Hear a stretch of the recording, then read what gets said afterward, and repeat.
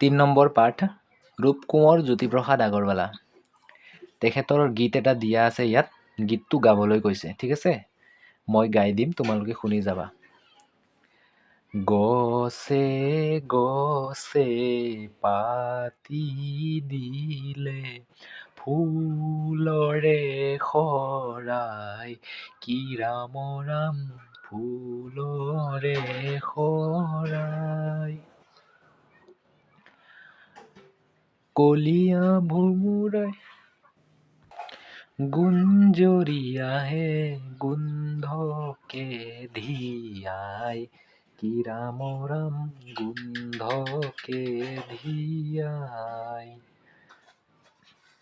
কোনে গোলাপী সখীক এনে হাঁহি দিলে, ৰূপতে ৰঙে চৰাই গোবিন্দাই ৰাম। উৰণি তলতে পৰিমল ৰেণু, উৰুৱাই পৱনে দিলেহি বিলাই। ঠিক আছে? মই ইমান ভালকৈ সুৰ লগাব নোৱাৰিলোঁ, তেওঁ গীতটো গাই পেলাই শুনালোঁ তোমালোকক অলপ, ঠিক আছে? এতিয়া আমি পাঠটো পঢ়িম, তোমালোকে মোৰ লগে লগে পঢ়ি যাবা দেই।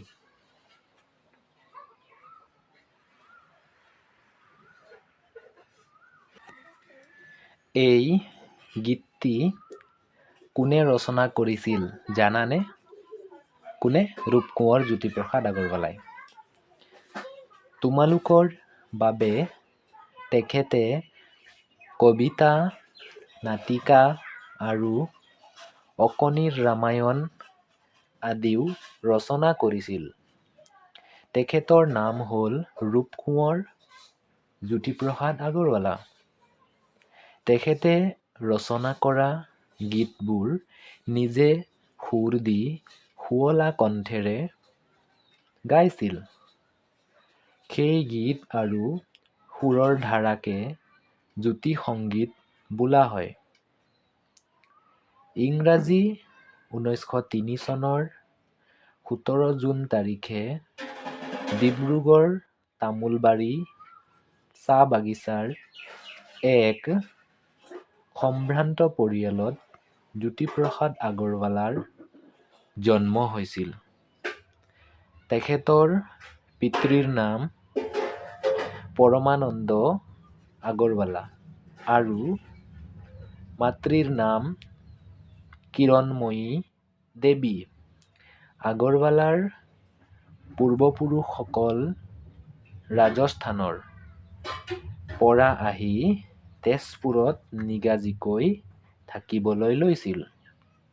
সৰুৰে পৰাই এক সাংস্কৃতিক পৰিৱেশত তেখেতে ডাঙৰ দীঘল হৈছিল। মোৰ লগে লগে পঢ়ি যাবা দেই। ডিব্ৰুগড়ত শিক্ষা আৰম্ভ কৰি উচ্চ শিক্ষা গ্ৰহণ কৰিবলৈ তেখেতে লণ্ডনলৈ গৈছিল। আগৰৱালাই বোলছবিৰ বিষয়ে শিক্ষা ল'বলৈ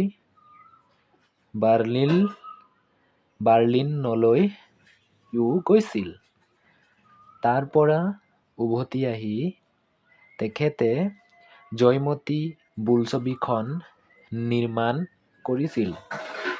জয়মতীয়েই হ'ল প্ৰথম অসমীয়া বোলছবি। প্ৰথম অসমীয়া বোলছবিখনৰ নাম হৈছে জয়মতী। জ্যোতিপ্ৰসাদ আগৰৱালাই ভাৰতৰ স্বাধীনতা আন্দোলনতো সক্ৰিয় অংশ গ্ৰহণ কৰিছিল। সেইবাবে তেখেতে কাৰাবাসো খাটিবলগীয়া হৈছিল। তেখেতে বহুতো দেশপ্ৰেমমূলক গীত আৰু নাটক ৰচনা কৰিছিল।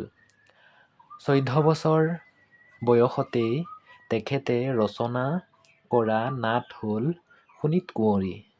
অসমীয়া সংস্কৃতিক ন ন ৰূপ দিয়াৰ বাবে জ্যোতিপ্ৰসাদ আগৰৱালাক ৰূপ কোঁৱৰ আখ্যাৰে বিভূষিত কৰা হৈছে। 1951 চনৰ 17 জানুৱাৰীত আগৰৱালাৰ দেহাৱসান ঘটে। 1951 চনৰ 17 জানুৱাৰীত তেখেতৰ মৃত্যু হৈছে।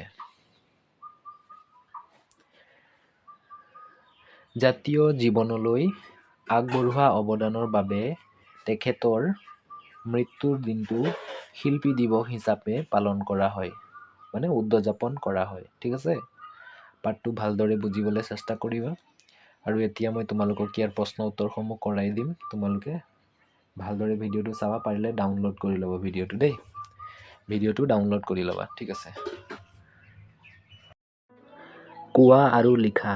ক প্ৰশ্ন, জ্যোতিপ্ৰসাদ আগৰৱালাৰ জন্মস্থান ডিব্ৰুগড় তামোলবাৰী চাহ বাগিচা। খ প্ৰশ্ন, উচ্চ শিক্ষা গ্ৰহণ কৰিবলৈ যোৱা ঠাইখন লণ্ডন। গ প্ৰশ্ন, তেখেতৰ পূৰ্বপুৰুষসকল ক'ৰ? ৰাজস্থানৰ। ঘ, বোলছবিৰ বিষয়ে শিক্ষা লোৱা ঠাইখন বাৰ্লিন। উংগ, জ্যোতিপ্ৰসাদ আগৰৱালাই নিৰ্মাণ কৰা প্ৰথম অসমীয়া বোলছবিখনৰ নাম জয়মতী। প্ৰথম চ, তেখেতে 14 বছৰ বয়সতে ৰচনা কৰা নাটখনৰ নাম শোণিত কুঁৱৰী। এইবোৰ ভালদৰে লিখি ল'বা দেই। উত্তৰ দিয়া। ক প্ৰশ্ন, জ্যোতিপ্ৰসাদ আগৰৱালাক কিয় ৰূপকোঁৱৰ আখ্যাৰে বিভূষিত কৰা হয়? উত্তৰ হ'ব, জ্যোতিপ্ৰসাদ আগৰৱালাই অসমীয়া সংস্কৃতিক ন ৰূপ দিয়াৰ বাবে এওঁক ৰূপকোঁৱৰ আখ্যাৰে বিভূষিত কৰা হৈছে। খ, জ্যোতিপ্ৰসাদ আগৰৱালাৰ মৃত্যুৰ দিনটো কিয় শিল্পী দিৱস হিচাপে পালন কৰা হয়? উত্তৰ হ'ব, জ্যোতিপ্ৰসাদ আগৰৱালাই জাতীয় জীৱনলৈ আগবঢ়োৱা অৱদানৰ বাবে তেখেতৰ জন্মদিনটো শিল্পী দিৱস হিচাপে পালন কৰা হয়। এইবোৰ প্ৰশ্ন উত্তৰ তোমালোকে ভালদৰে বহীত নোট কৰি ল'বা দেই। নেক্সট কুৱেশ্যন, তলৰ শব্দবোৰ পাঠত বিচাৰি পঢ়া। দলত আলোচনা কৰি শব্দৰ লগত অৰ্থ কাৰ চিনেৰে মিলোৱা। মানে এইবিলাক মিলাবলৈ কৈছে। এইবিলাক শব্দ হয়, এই শব্দবিলাকৰ অৰ্থ কি কি হয়, ইয়াত অৰ্থবিলাক দিয়া আছে, মিলাব লাগে। এটা মিলোৱা আছে এয়া, সম্ভ্ৰান্ত মানে মান্য সন্মান পাবৰ যোগ্য। নিগাজিকৈ মানে স্থায়ীভাৱে। নিৰ্মাণ মানে সজা গঢ়া তৈয়াৰ কৰা বা প্ৰস্তুত কৰা কাৰ্য। বিভূষিত মানে অলংকৃত। অৱদান মানে দান বৰঙণি। ঠিক আছে, এইবিলাক মিলাই ল'বা। নেক্সট কুৱেশ্যন, শুদ্ধ উত্তৰটোৰে বাক্যটো পুনৰ লিখা। ক, 1904 চনত জ্যোতিপ্ৰসাদ আগৰৱালাৰ জন্ম হৈছিল। এইটো লিখিব লাগিব 1903 চনত। খ, জয়মতী ইন্দ্ৰমালতী প্ৰথম অসমীয়া বোলছবি। এইটো হ'ব জয়মতী প্ৰথম অসমীয়া বোলছবি। এইটো হ'ব 17 জানুৱাৰী। এইটো হ'ব জন্মদিন 17 জুন জ্যোতিপ্ৰসাদ আগৰৱালাৰ জন্মদিন। এটা শব্দত প্ৰকাশ কৰোঁ আহা। গীত গোৱা লোক গীতিকাৰ, গীতত সুৰ দিয়া লোক সুৰকাৰ, গীত ৰচনা কৰা লোক ৰচক, অভিনয় কৰা লোক অভিনেতা, নাটক ৰচনা কৰা লোক নাট্যকাৰ, ভাও দিয়া লোক ভাওৰীয়া। নেক্সট কুৱেশ্যন, বাক্য গঠন কৰা মানে বাক্য ৰচনা। নিৰ্মাণ, ইটাৰে ঘৰ নিৰ্মাণ কৰা হয়। নিগাজী, মানুহে ঘৰত নিগাজীকৈ বাস কৰে। অৱদান, নামঘৰ শংকৰদেৱৰ অৱদান। বোলছবি, প্ৰথম অসমীয়া বোলছবি হৈছে জয়মতী। নেক্সট কুৱেশ্যন, যুক্তাক্ষৰ ভাঙি পঢ়ো আৰু লিখো আহা। এইটো তোমালোকে পঢ়ি ল'বা দেই। আৰু নেক্সট তলত এইটো তোমালোকে পঢ়ি ল'বা, ঠিক আছে। আৰু নেক্সট ইফালে আছে, খালী ঘৰত যুক্তাক্ষৰ লিখি শব্দবোৰ পঢ়া। নৈথয়ান্থ, ক নৈথয়ান্থ কণ্ঠ। বতৈকাৰে বৈ, কঠৰ চৌকাৰে কো, নৈথয়ান্থ বৈকুণ্ঠ। অনৈথয়ান্থ অন্থ, ক নৈথয়ান্থ কণ্ঠ। লয়পয়াল্প, তালবীয়া সঠৰচিকাৰে সি, লয়পয়াল্প শিল্প। ক লয়পয়াল্প দন্তীয়া নটাকাৰে না, কল্পনা। ক লয়পয়াল্প দন্তীয়া ত ৰয়েৰু, কল্পতৰু। যুক্তাক্ষৰ ভাঙি লিখা, এইটো ভাঙি দিব কৈছে। বয় ৰয় ব্ৰু সমান ব, এইটো ব হয় হা, ব যোগ ৰ যোগ হৰ্ষউ, বৈৰৈ ব্ৰু। ধৈৰৈ ধ্ৰু, দন্তীয়া ধ যোগ ৰ যোগ হৰ্ষৌ মানে ধৈৰধ্ৰু। মই ভয়াম্ভ্ৰ সমান ম যোগ ভ যোগ ৰ মই ভয়াম্ভ্ৰ। ঠিক আছে।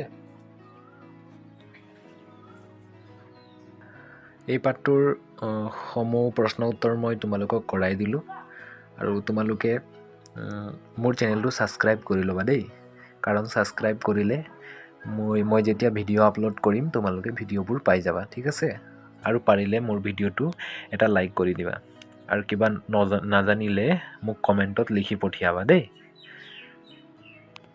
ঠিক আছে তেনে, থেংক ইউ।